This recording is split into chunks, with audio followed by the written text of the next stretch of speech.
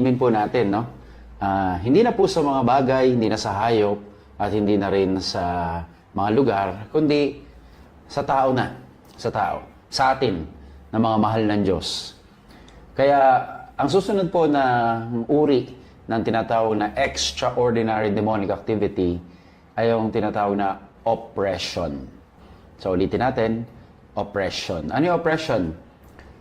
Oppression, isang demonic activity or attack on a victim's exterior life. Kaya yung panlabas na aspeto ng buhay ng tao. At ano-ano yung mga tinatawag na mga panlabas na aspeto ng buhay ng tao na paborito ng demonyo na ginagambala, ginugulo, no? Tingnan natin po yung mga iba't ibang mga pagkakataon na nagiging pintuan ng Diablo para siya ay makapasok sa ating buhay. Una na po ay yung kalusugan, bodily health, ano? Yung health ng tao. Alam nyo, minsan mayroong mga pagkakataon, may mga pasyente at may mga biktima na magpapadoktor, magpapatest, kasi may mga nararamdaman sila, may mga complaints sila, no? Pero pag lumabas yung results, wala naman, negative sa anumang uri ng karamdaman. Pero may mga hindi mga kanais-nais na mga sakit sa katawan, no? So yun, no? Pag ganon, kadalasan we resort to the spiritual problem of the victim pagkatapos na ang doktor ay walang makitang dahilan kung bakit siya nagkakasakit. So yun na una, no? One source of oppression is the bodily health, na wala makita ang mga doktor ng dahilan kung bakit may sakit. May mga karamdaman pa rin sa kanyang sarili. Kaya we conclude sometimes na the devil attacks our bodily health, yung kalusugan. Okay? So isa na yun. Pangalawa, it is also a form of oppression or a demonic activity or extraordinary demonic attack ay yung finances naman natin. Okay? Kaperahan, sabihin natin, no? May mga pagkakataon ay hindi lumalago ang negosyo, no? Kasi may nagalit at may mga nilapitan sila na mga may kakayahan sa okultismo. Pinadala ang Diablo dun sa tao, sa businessman. Kaya kahit anong gawin niyang pagsisikap, dahil may opening siya, ay tinitira ng demonyo, tinaatake yung kanyang finances. Okay? Siguro may iba sa inyo nakakaranas din nun, ano? Kaya ingat lang din po. Okay? Baka ito ang isa sa mga dahilan kung bakit meron tayong mga tinatawag na opening, tapos from there, the devil can attack the financial aspect of our lives. Okay? Lalo tigit sa mga businessmen, no? Yung mga may-ari ng mga kumpanya. Okay, gano'n. So yun, no? Health, finances. Pwede rin po na atakihin ng Diablo at ng kalaban yung career ng tao. Okay? Yung kanyang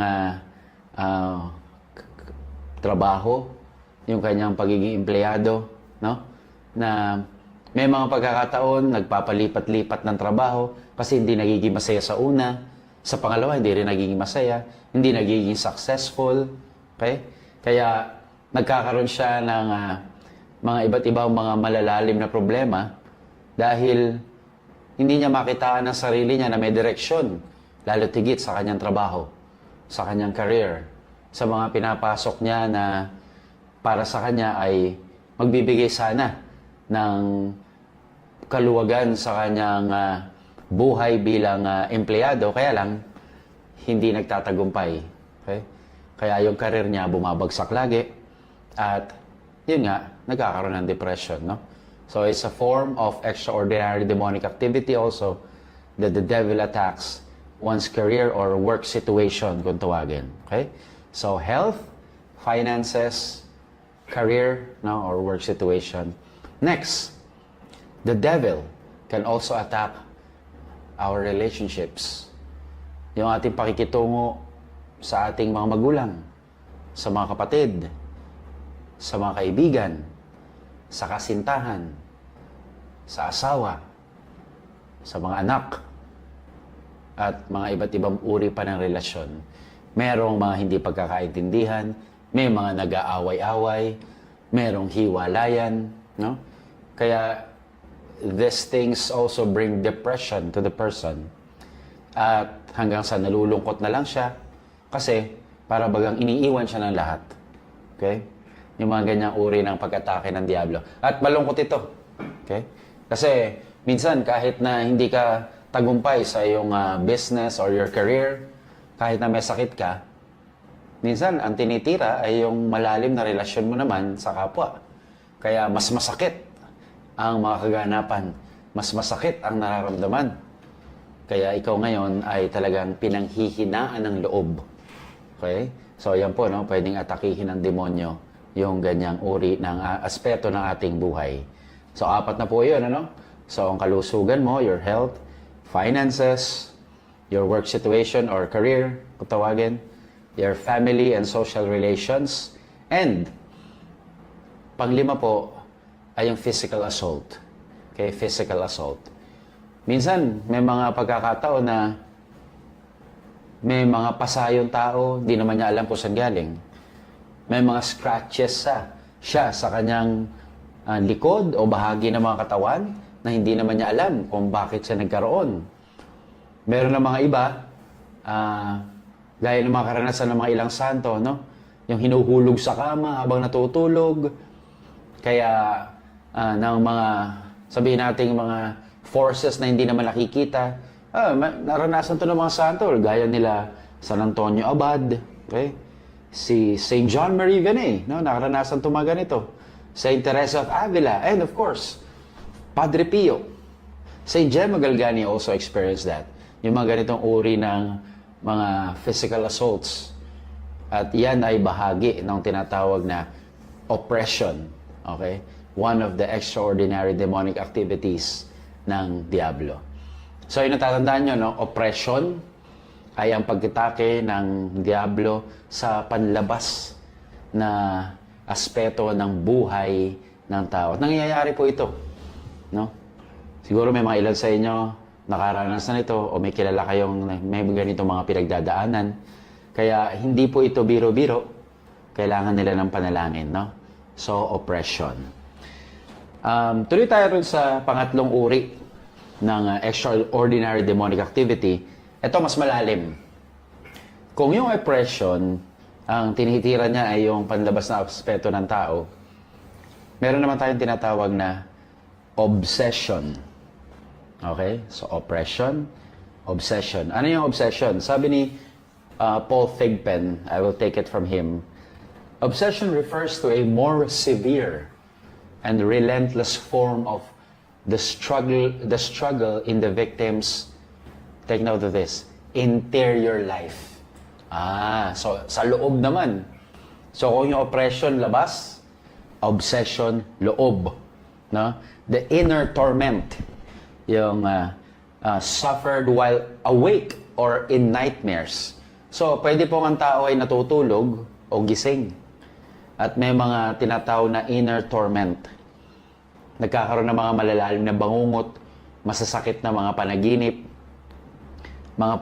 na talagang magdudulot sa kanya ng pighati at kalungkutan pagkagising.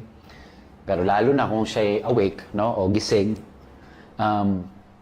meron siya mga disturbances sa kanyang isip, no, sa thoughts niya, na ito ay itinanim ng kalaban. Kaya masyado nag-iisip, which will sometimes lead to depression, frustration, a deep anxiety in the person. Okay? Kaya, mas delikado po ito eh. Kasi hindi na yung panlabas ang tinitira, kundi yung panloob na aspeto na ng buhay niya. And sometimes, this includes visual and auditory hallucinations. So, may mga nakikita na bagay na kung ano-ano na hindi naman nakikita na ibang tao. May mga naririnig na kung ano, mga bulong sa kanyang sarili na hindi naman naririnig na iba. Kung kaya may mga dikta sa kanyang sarili na, hoy, wala nang kwenta ang buhay mo. Mga ganyang uri, no? Kaya po, kadalasan po, ito ang mga pinagmumulan ng suicide. Kasi yung tao, ang dami na naririnig. Ang dami na nangyayari sa kanyang kaloob-looban. Nagkakahalo-halo na yung mga bagay sa utak niya. Antindi na ng opening niya no, sa Diablo. Kaya isang araw, natutulala, hindi na lumalaban hanggang sa ang tao ay magpakamatay. Kaya ho, delikado rin po yun. Kaya ho, yung mga bata o sino man kilala nyo, kapag natutulala, i-check ninyo, hoy, ano iniisip mo? No? Kaya hindi ho dapat ginagawang joke yung mga depression. Because this is something real.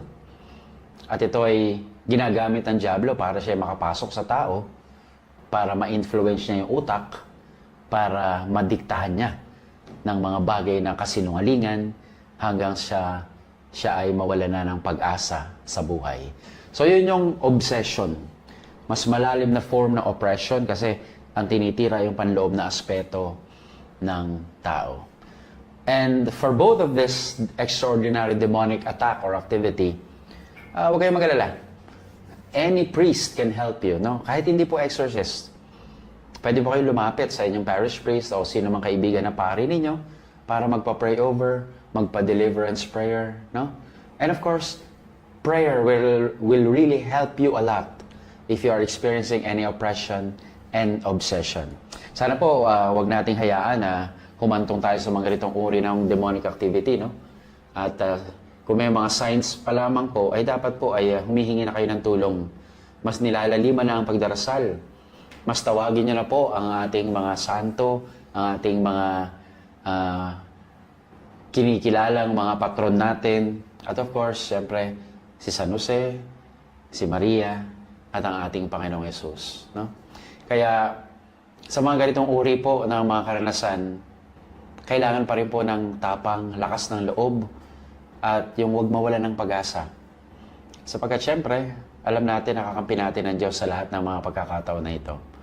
So be careful with these demonic activities. No?